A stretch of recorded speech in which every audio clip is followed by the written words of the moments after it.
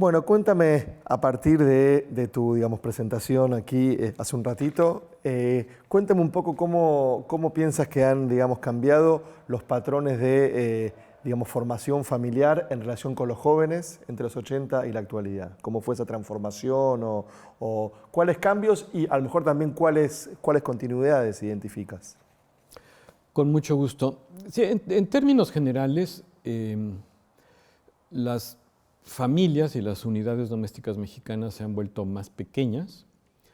Ahora se tiende a empezar la vida marital, la vida en unión más tarde, pero también ha vuelto, o en los últimos años ha empeorado, un problema de embarazo adolescente, que no necesariamente está ligado con formar nuevas uniones, sino que es otro asunto y que preocupa. Y las familias se han hecho más chicas y el factor principal para que eso suceda es que hay menos niños en cada unidad doméstica. Sin embargo, esta transición pues, se ha dado en toda América Latina, pero en este momento en México estamos más bien detenidos, es decir, la población se sigue envejeciendo, pero ya nuestra fecundidad no está disminuyendo y la esperanza de vida no se está alargando. Todo esto suena como muy demográfico, pero el hecho es que hay factores para todo esto. La esperanza de vida en México dejó de mejorar hace también unos años, y es otra cosa que hay que decir, había venido mejorando muy rápidamente hasta 2007, más o menos, pero a partir de entonces hay dos factores que van en contra, que son las enfermedades crónicas, en el caso de los adultos mayores, adultos ni siquiera tan mayores, de los 50 años en adelante, afectando cada vez más a jóvenes, y ahí sí, el problema principal, que es la violencia. La violencia en México está afectando a muchas personas, pero en términos porcentuales a los que más afecta es a los jóvenes. Y eso está cambiando muchísimo las expectativas de calidad y de cantidad de vida.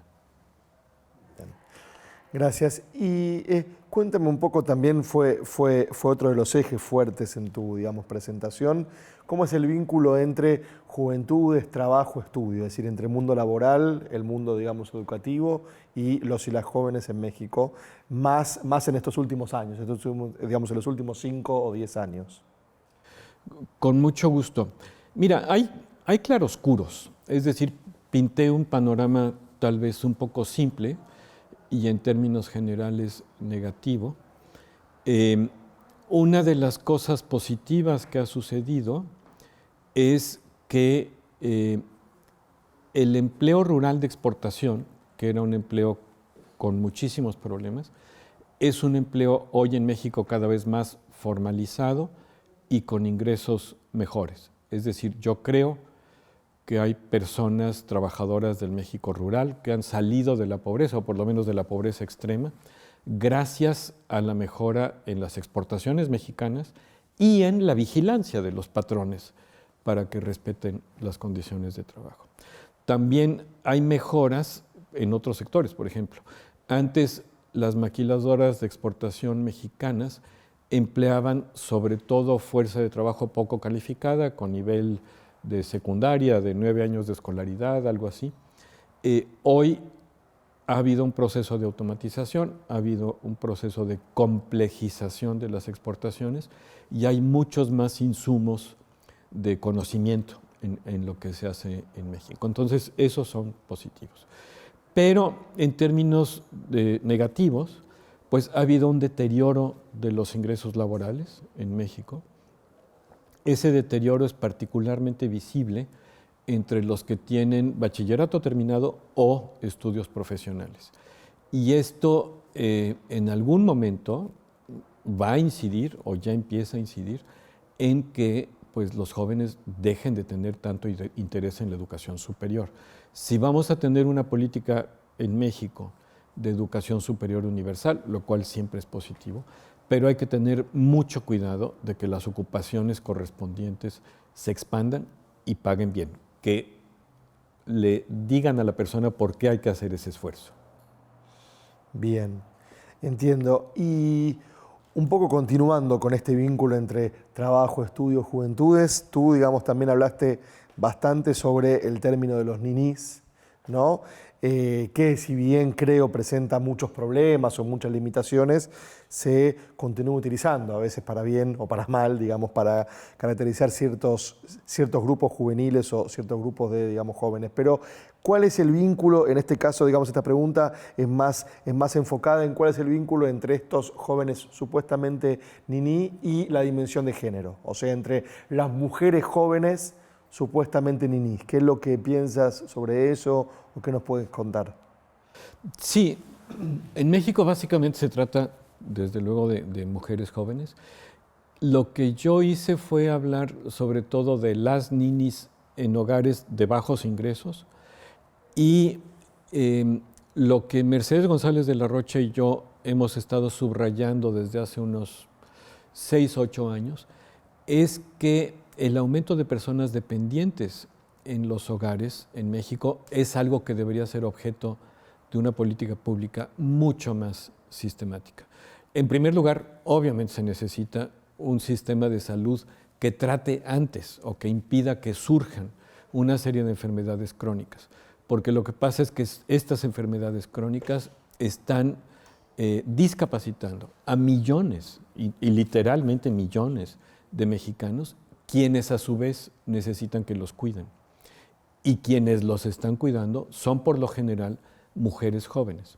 Entonces, tanto la falta de desarrollo de una educación preescolar de calidad en México o de estancias infantiles para mujeres trabajadoras, como el desarrollo de las enfermedades crónicas, que es un fenómeno de todo el territorio, están haciendo que las ninis se vuelvan personas más encerradas, más deprimidas, porque estar cuidando a una persona con pocos recursos, con poco acceso al sistema de salud, etcétera, no es algo que provoque entusiasmo, digamos. Y por lo tanto, el problema es que estas personas no están inmediatamente disponibles para trabajar. O sea, hay factores que limitan su capacidad de salir al mercado de trabajo más allá del empleo. Entonces, lo que estoy sugiriendo es que debería tomarse en cuenta que estas limitaciones domésticas tienen mucho que ver con el llamado problema de las ninis o de los ninis en México. Bien. Y dentro de estas limitaciones o de estas condiciones domésticas, sobre todo de las mujeres que cuidan, ¿no?, a los enfermos o a las enfermas crónicas, hablaste de un término, de una noción que es, digamos, guardianas de la vivienda. A ver, ¿cómo lo puedes un poco explicar un poco más? Porque creo que es interesante esto y cómo lo vinculas, por supuesto, con estas realidades que acabas de describir, ¿no? Sí. A ver, cuando eres un poblador de los márgenes de la ciudad, donde, punto 1, tu propiedad no está bien delimitada, punto 2, tu casa no es una casa segura, porque está hecha con distintos materiales, etcétera. Y punto 3, pues al municipio no le ha importado que tú goces de mucha seguridad, no hay policía, etcétera. El problema es que la casa tiene que ser cuidada. Y este es un problema viejo, en realidad. Pero el problema se ha vuelto mucho peor con la expansión de las redes criminales profesionales por todos lados y con el crecimiento de la impunidad. En México ha habido un crecimiento de la impunidad muy notable. Es algo que espero que se detenga. Pero todo esto lo que significa es que para el pobre defender sus pocas posesiones es cada vez más importante. Sucede que casi todo el mundo tiene perros ahora en las zonas pobres periféricas, pero se necesita que una persona también esté allí. Entonces, este es otro factor que conspira en contra del ingreso del hogar. Alguien tiene que físicamente estar allí y cuidar. Me topé con esto por primera vez en una zona marginada de Sinaloa, un estudio que hizo para nosotros Lucía Mantilla, una socióloga. Realmente la gente no podía salir, porque si salía y dejaba la casa cerrada, o supuestamente cerrada, ese mismo fin de semana tendría que comprar sus pertenencias a quien ya todo el barrio sabe que es el que las vende, ¿no? Entonces, ese es un problema muy importante para el bienestar de los pobres en México. Tendría que haber mucha más seguridad. Y obviamente esto pasa también por tener la seguridad de la posesión, de que nadie va a llegar a quitarte tu casa. Pero obviamente es un problema de que nadie penetre a tu casa. Entonces sí, suena trivial, pero se ha vuelto algo mucho más importante, me temo. O sea, ¿han visto también algunos dispositivos o algunas dinámicas de estos, digamos, cuidados o de estas guardias un poco más, digamos, colectivas, un poco más comunitarias, o es un cuidado individual de la propia vivienda? ¿Cómo es esto? Hay muy pocas políticas públicas en México que tengan que ver con cuidados, muy pocas. Evidentemente, lo más sencillo de recomendar sería una expansión, que además está pagada, porque está pagada con contribuciones de los trabajadores y de los patrones a la seguridad social, del servicio de guarderías públicas. Y se considera que la seguridad social laboral ofrece guarderías de calidad. Es cierto, pero las ofrece para un porcentaje pequeñísimo de los que aportan. Entonces, lo primero es dar lo que ya estás cobrando como gobierno. Y en segundo lugar, hay el resto de las personas, bueno, el Servicio de Estancias Infantiles de la antigua Secretaría de Desarrollo Social, Sedesol, sí funcionó en el sentido de que muchas mujeres trabajadoras encontraron un lugar organizado con estándares mínimos para cuidar a sus hijos que les permitía trabajar, o mujeres que no trabajaban encontraron este lugar y entonces decidieron que podían trabajar. Eso ayudó, también era un sistema pequeño, pero se acabó ese sistema, entonces ese es un problema. Y entonces sí encontramos que los sistemas que están operando son sobre todo sistemas privados familiares. O bien, por ejemplo, una jornalera que deja de trabajar y cuida a los niños de 5 o 6 otras jornaleras. O bien, dentro de la familia, pides el favor, etcétera, o la hermana que no tiene empleo se le da una ayuda para que cuide a alguien de la familia que necesita ser cuidado. Entonces, sí se ha privatizado el problema, pero finalmente no deja de ser un problema de política pública. Esto está, pues, limitando el bienestar de las personas, porque no sabemos cómo están, pero también está limitando el desarrollo de la fuerza de trabajo en México. Bien, gracias. Y un poco enfocando ahora en otro tema, ¿cuál es el vínculo que tú puedes ver entre pobreza, migración y juventud? Es decir, pobreza y migración en una población juvenil. ¿Cuál es el vínculo que ves en México, sobre todo en los últimos 10 o 15 años, y si has identificado algunos cambios o cómo es la situación actual? A ver, desde el año 2003 más o menos, o mejor dicho, con bases de datos de los años 2003 y 2004 y el censo de México y de Estados Unidos, un sociólogo francés y yo, Eric Janssen, hicimos análisis de para qué migrar. En otras palabras, de qué pierde una familia y qué gana cuando se va un migrante a trabajar a Estados Unidos. Y encontramos algo interesante. La mayor parte de las familias recibía menos remesas de los migrantes que el salario que los migrantes podían ganar en su municipio con su nivel educativo o con el nivel educativo promedio del hogar, sexo, etnicidad. En otras palabras, estaba dejando de ser la migración algo que cuando se concretaba representaba ingresos muchas veces superiores para el hogar.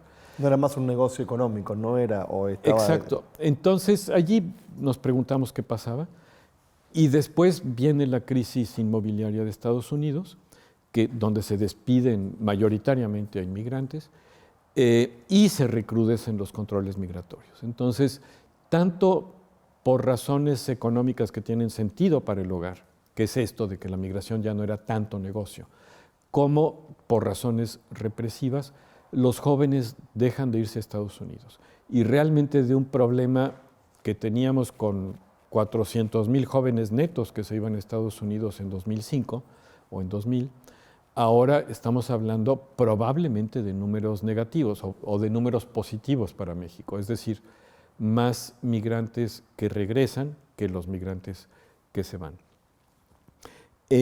Pero esto, ¿qué significa? Básicamente significa que tienes que generar esos empleos en México. Y durante los últimos 4 o 5 años, aunque vivimos con un régimen que definitivamente no gozaba de popularidad en México, pero el desarrollo de la cantidad de empleos sí fue un desarrollo significativo, tanto en el sentido de la cantidad como en el sentido de la seguridad social. Lo que no fue positivo fue el nivel salarial. Claro. Es decir, se generaron más oportunidades de trabajo, pero a menores niveles de salario. Y esto tiene que ver en parte con el hecho de que cada vez estudiar tiene o representa un incentivo menor para el que estudia. Si antes como profesionista ganabas 4 veces más que un obrero, ahorita pues ganarás el doble o empezarás ganando 50% más. En fin, realmente se ha achatado la estructura de ingresos de los trabajadores, no la estructura de ingresos de todo el país, claro, lo cual hubiera sido mucho mejor. Muy desigual, digo, ¿no? Sí. Pero tú lo dices por los trabajadores, claro. Exacto. Y entonces sí encuentro pues que esta falta de opciones o esta menor remuneración de los trabajos calificados está afectando a muchos jóvenes y podría ser, como dije al principio, que el crecimiento de la escolaridad se detenga. Bien.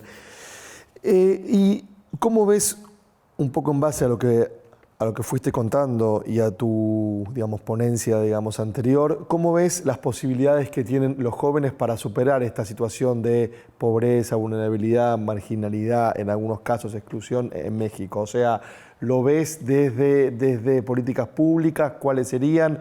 ¿Lo ves también desde acciones más de organización juvenil o de asociatividad juvenil? ¿Y cuáles serían esos caminos? ¿O lo ves por otro lado, digamos? ¿Cuáles son esos caminos de superación de estas situaciones? Con mucho gusto. En el estudio que llamamos El futuro de los jóvenes pobres en México, que realizamos entre varias instituciones y varios autores, sí hacemos recomendaciones muy precisas de política pública, tanto en el sentido de unificación y aumento de las becas, lo cual parece ser que está ocurriendo, como en algo que no está ocurriendo, que tiene que ver con una política de transporte y un subsidio al transporte para ciertos grupos de población, entre ellos sugerimos nosotros los jóvenes de zonas marginadas, una política de recuperación de la seguridad de la propiedad de la vivienda y, desde luego, el crecimiento del empleo. Todo esto suponiendo que podemos hacer que el empleo crezca.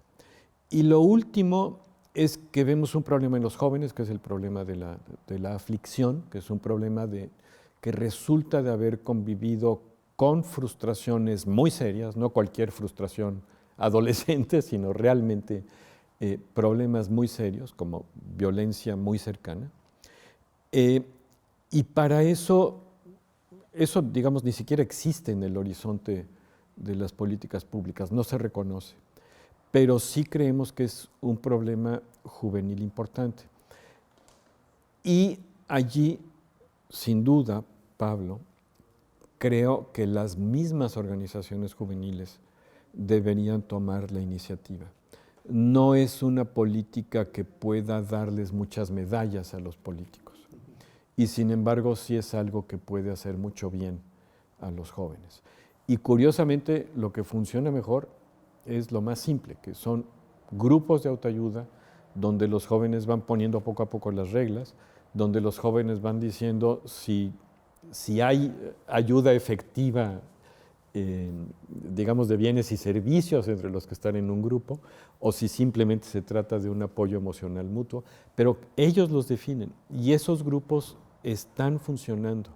El modelo obviamente es el de Alcohólicos Anónimos, pero las investigadoras que vieron estos grupos los recomiendan mucho más que asistir a un médico, aunque sea subsidiado por el sector público y que te medique. Eso no resuelve. En cambio, esto otro sí tiene posibilidades de solución. Obviamente, para que tenga reales posibilidades de solución, tiene que haber una mejora objetiva.